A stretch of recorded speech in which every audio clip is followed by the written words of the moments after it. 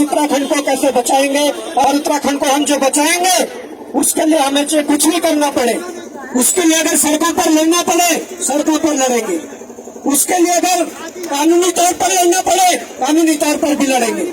पर मैं ये कहना चाहता हूँ कि जब हम उत्तर प्रदेश में थे उस दौरान हमें मूल निवास मिलता था, उस दौरान हमारा मूल निवास बनता था। ऐसा क्या हो गया कि उत्तराखंड बनते ही हमारे हाथों से हमारा मूल निवास छीन लिया? ये किसकी साजिशें हैं? इन्हें पहचानना पड़ेगा।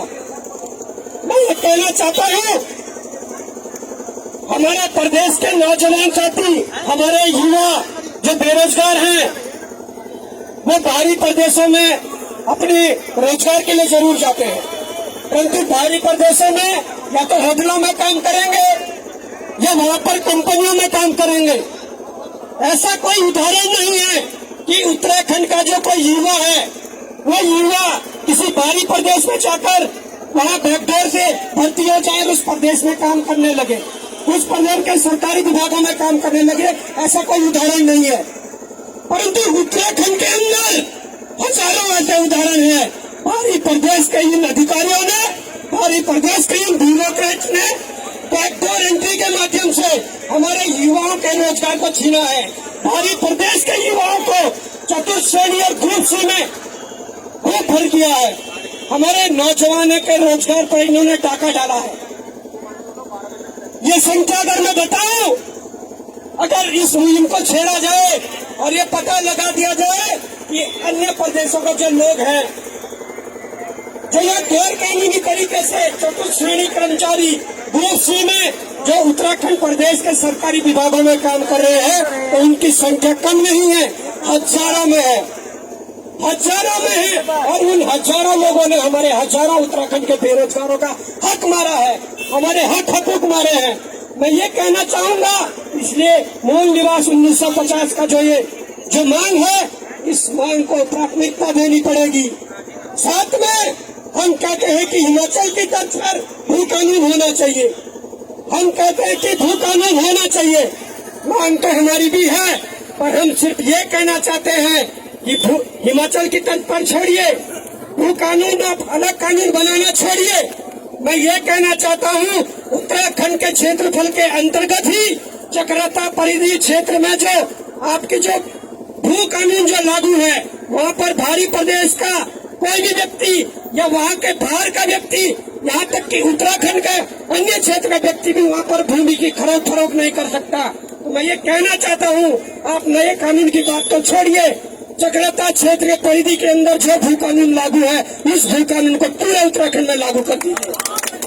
तो समय की पाबंदी है, मैं यही कहना चाहूंगा।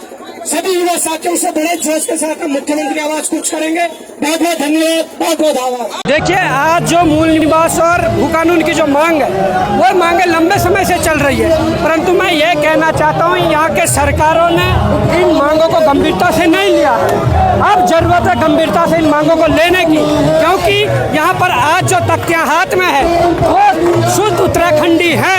वो उत्तराखंडी चाहता है कि अगर उत्तर प्रदेश में रहते हुए हमारे पास मूल निवास हो सकता है, हमारे मूल निवास प्रमाण पत्र बन सकते हैं, तो क्या उत्तराखंड मिलते ही हमारे हाथों से ये मूल निवास का अधिकार क्यों छीना? वो जो स्थायी निवास बन रहे हैं, वो तो एक बांग्लादेश से आए हुए व्यक्ति का भी स्थायी निवास बन रहा है, हमारा तो बन ही रहा है। तो उसमें हम ये कहना चाहते हैं, ये लड़ाई उत्तराखंड के अस्तित्व बचाने की लड़ाई है, ये लड़ाई यहाँ के संस्कृति को बचाने की लड़ाई है, ये लड़ाई यहाँ के माटी बेटी को बचाने की लड़ाई है। इस लड़ाई में जहाँ तक भी होगा, जो भी होगा, पूरी कोशिश के साथ हम इस लड़ाई को लड़ेंगे और अपने इस उत्तराखंड को बचाने की इस मुहिम में सहयोग करेंगे। जिसे आप दोषी मानते हैं जो उत्तराखंड की हालत अभी हो चुकी है? उत्तराखंड में जो भी अभी तक सत्ताधारी दल रहे हैं, वो चाहे कांग्रेस हो या भाजपा हो, इसमें दोषी हैं, क्योंकि इन लोगों ने अपनी इस देवभूमि को बचाने का प्रयास नहीं किया है। इन गंभीर मांगों को कभी गंभीरता से लिया नहीं है। तो मैं ये कहना चाहता हूँ कि सरकारों को अब इन मांगों को गंभीरता से लेना पड़ेगा।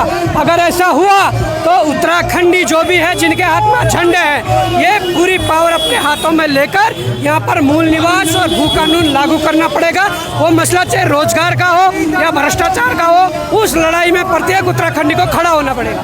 ऐसा क्या कारण है कि बार बार उत्तराखंड के लोगों को सड़कों पर उतरना पड़ता है, कहीं बेरोजगारी को लेके, कहीं मूल निवास भू कानून को लेके?